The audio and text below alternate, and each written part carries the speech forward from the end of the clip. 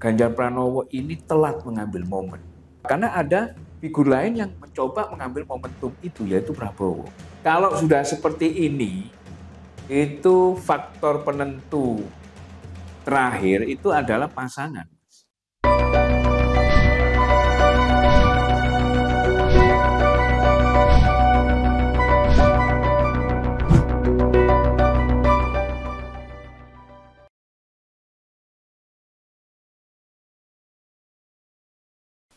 Kawan-kawan, kita bertemu kembali dalam merilis survei Indopol. Kemarin kita sudah membahas tentang approval rating Presiden Jokowi dan Wakil Presiden Ma'ruf Amin dan impact-nya bagi dinamika politik ke depan. Kali ini kita akan membahas tentang elektabilitas masing-masing cawapres yang sudah mengemuka beberapa waktu belakangan ini. Bersama saya di sini sudah ada Mas Ratno Sulistianto, Direktur Eksekutif Indopol Survey and Consulting. Apa kabar Mas Ratno? Baik, Mas Febri. Kemarin itu sudah bahas itu Mas, approval rating Presiden Jokowi gitu, impact-nya terhadap dinamika politik ke depan sampai 2024 nanti. Kira-kira apa temuan menarik tentang elektabilitas dari survei yang lalu ini, Mas? Ya, survei di bulan Juni ini, 5-11 Juni 2023 ini, temuan menarik terkait elektabilitas Capres 2024 itu sudah ada pergeseran atau perubahan posisi, Mas.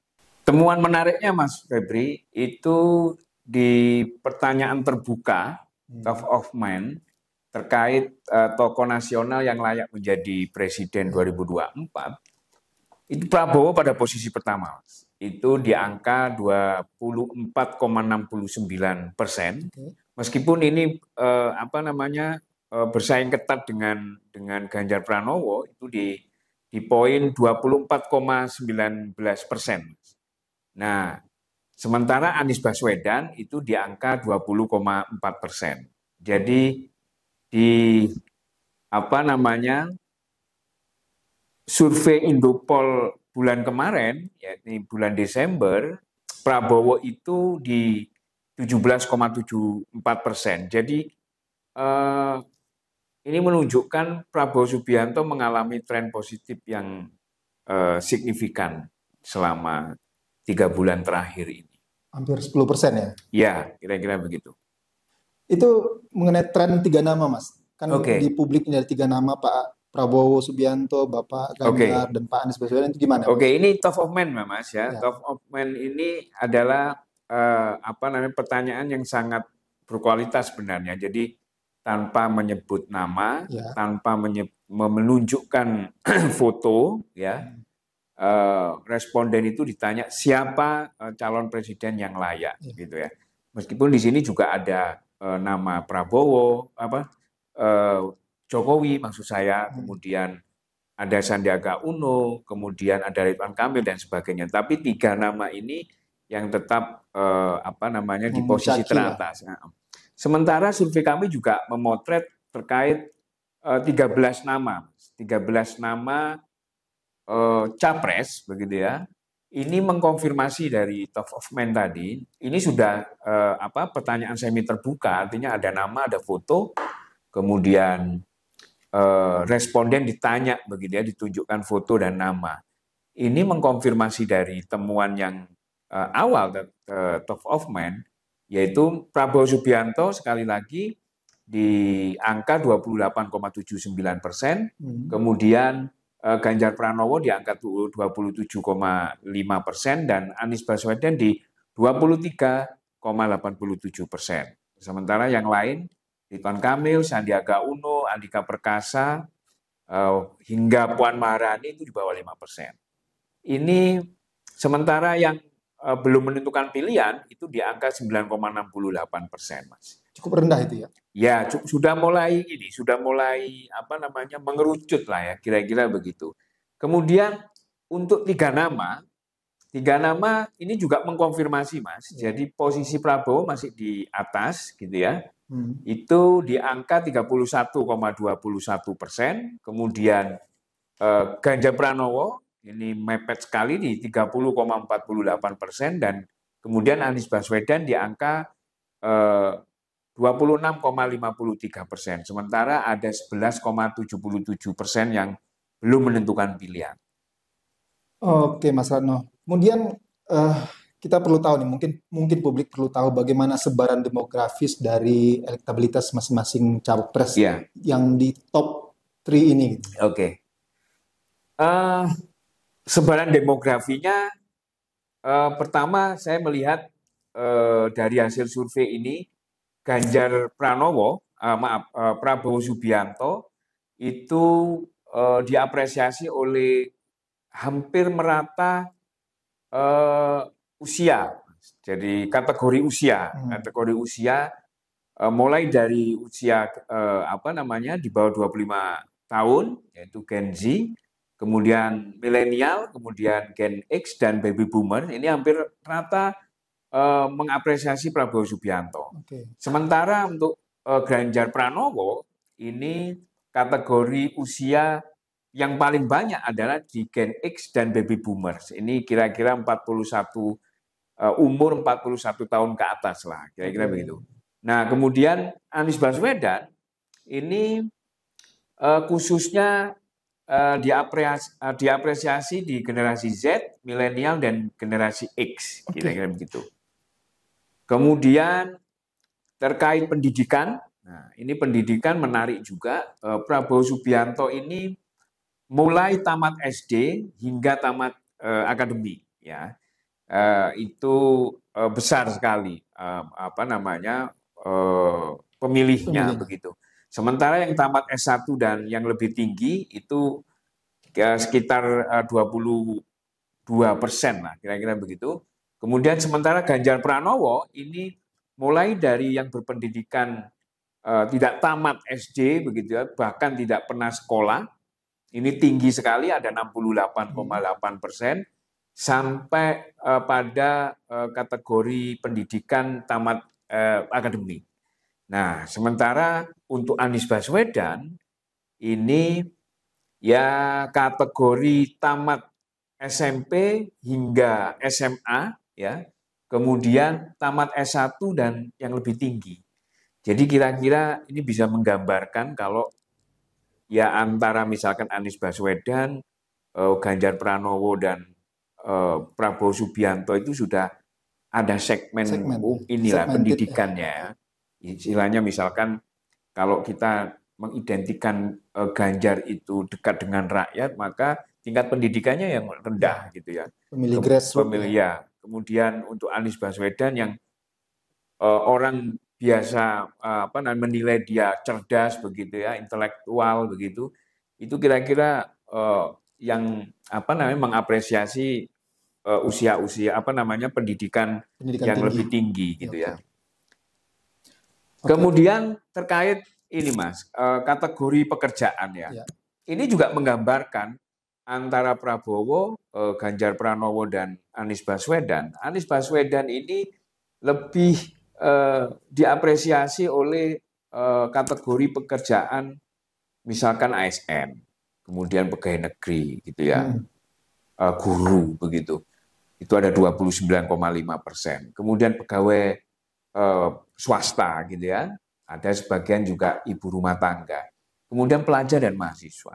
Sementara Ganjar Pranowo ini paling banyak itu di kalangan petani, peternak begitu ya, pedagang swasta, kemudian dia orang yang kerja serabutan. Sementara kemudian Prabowo Subianto hampir merata gitu ya. Cuma ini Prabowo Subianto ini lebih kecil itu di kalangan pelajar dan mahasiswa. Itu hanya 20%. Artinya mengkonfirmasi sebaran di tingkat pendidikan tadi, Mas. Betul. Nah, sementara untuk kategori pendapatan atau tingkat ekonomi, sebenarnya ini hampir semua merata ya. Mulai dari yang tidak berpenghasilan sampai berpenghasilan di atas 4 juta, itu hampir semua mengapresiasi. Kira-kira rata-rata sama lah. Ya. Okay. Sementara Mas Febri, cross tabulasi di wilayah, gitu ya, berdasarkan wilayah. Bagaimana kemudian distribusi pilihan 3 capres ini sebenarnya tidak terlalu berbeda dengan yang survei sebelumnya ya. Cuman ada perubahan sedikit di beberapa wilayah basis pemilih Anies Baswedan dan siapa Prabowo Subianto, Mas. Itu khususnya di Jawa Timur. Di Jawa Timur ini survei Juni ini itu Anies Baswedan tergerus oleh basis pemilihnya Prabowo Subianto. Yang semula di bulan Desember itu 15%, di bulan Juni ini Anies Baswedan sudah di angka sekitar 8,3%, Mas. Ini nampak di data ini, ya. Kemudian Ganjar Pranowo 41,7%, kemudian Prabowo Subianto itu di angka 45,6%. Yang semula di bulan Desember kemarin itu yang paling tinggi adalah Ganjar Pranowo itu di 35, sekian persen, kemudian Prabowo Ganjar Pranowo itu 36, sementara Prabowo itu 35 gitu. Nah, sekarang ini menunjukkan Jawa Timur itu penyumbang terbesar naiknya elektabilitasnya Prabowo ya. Sementara di Banten ini juga ada pergeseran begitu. Ini masih tetap kuat Anies Baswedan, ya. Kemudian juga Prabowo Subianto, kemudian Ganjar Pranowo hanya sekitar 22%. Nah, sementara untuk Jawa Barat hampir sama juga di Jawa Timur. Jadi Prabowo leading, ya, ada 42,5%, sementara Ganjar Pranowo itu di 24,5% dan Anies Baswedan di angka 28,5%. Ini. Sementara untuk wilayah terkuat Anies Baswedan itu memang di wilayah Maluku, Papua. Cuman ini baseline-nya kecil sekali gitu ya. Jadi kalau di Jawa ini untuk survei hari ini itu Prabowo. Meskipun berhimpitan dengan Ganjar Pranowo. Karena Jawa kunci. Iya, betul gitu, Mas. Oke, Mas Rano.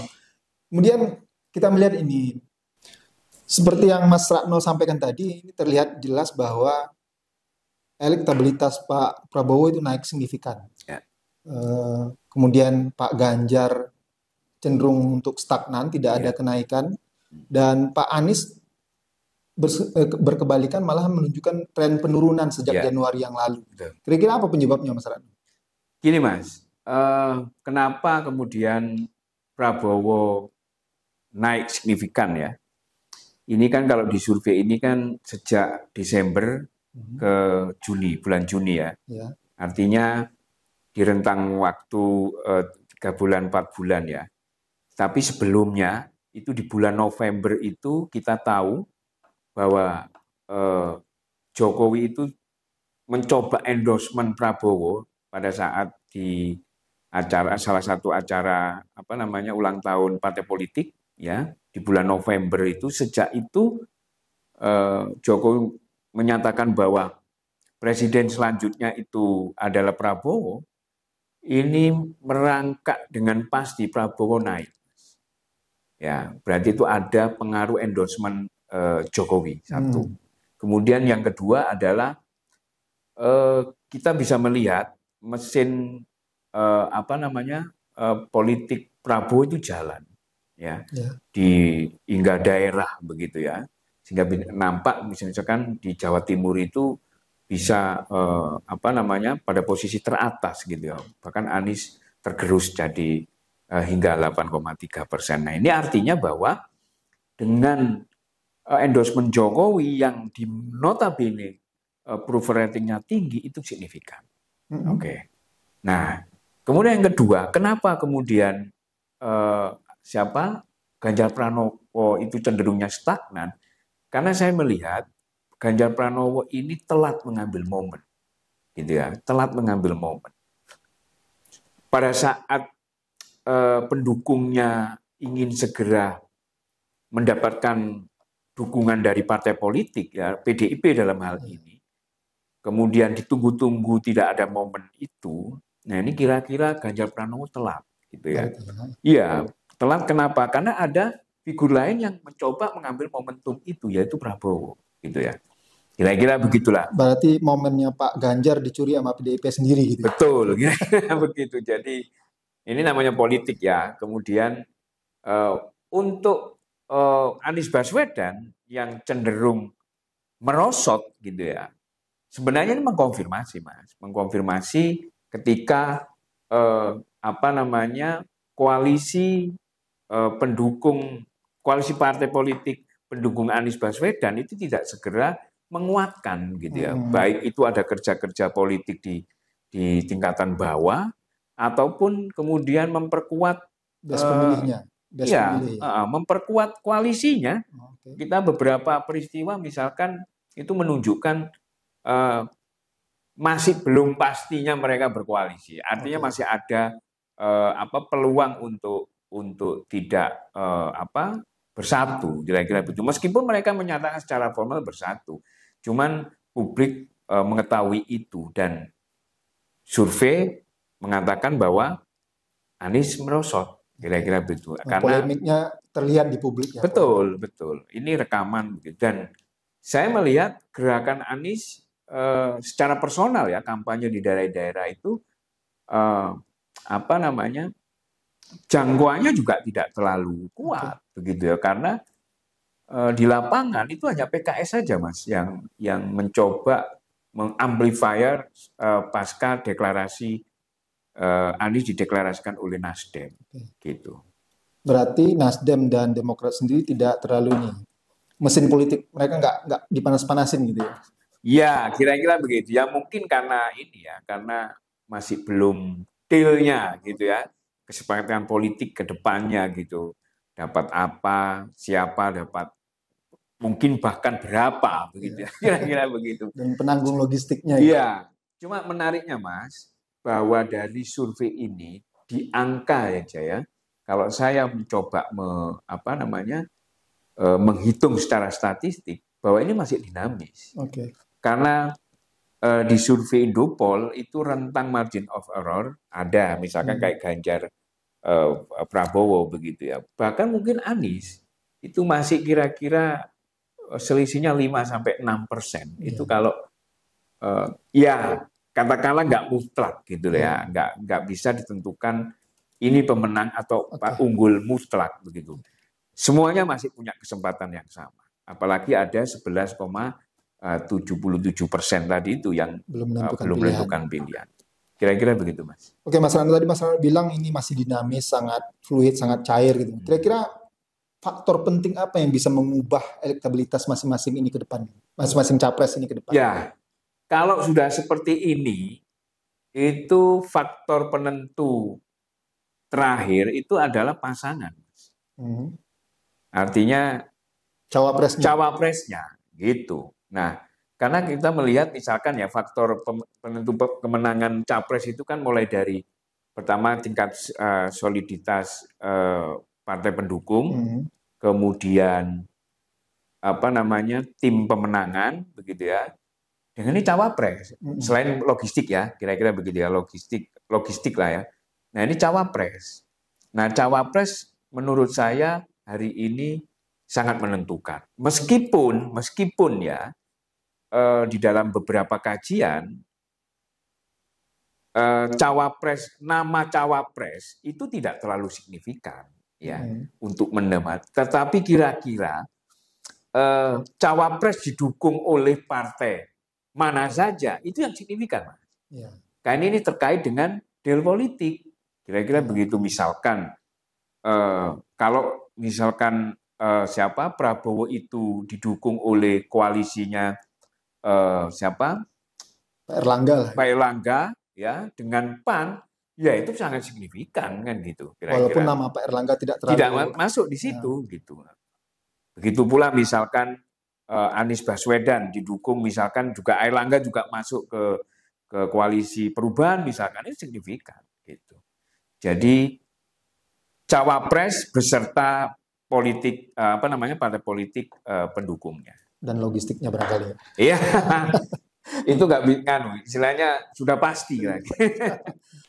Baik Marno, terima kasih atas jawaban-jawaban yang sangat menarik tadi. Jadi kawan-kawan, tadi ada beberapa hal yang sangat penting yang mungkin perlu kita catat di sini adalah elektabilitas masing-masing capres ini masih sangat cair dan itu tergantung dengan deal-deal politik ke depan gitu. Bagaimana mesin partai bekerja, bagaimana logistiknya diperhitungkan dan faktor lainnya adalah yang sebagai penentu adalah cawapresnya sendiri begitu. Demikian kawan-kawan rilis survei kali ini tentang elektabilitas masing-masing capres yang mengemuka untuk Pilpres 2024 nanti. Nantikan rilis kami selanjutnya di Indopol Survei Channel. Salam sehat.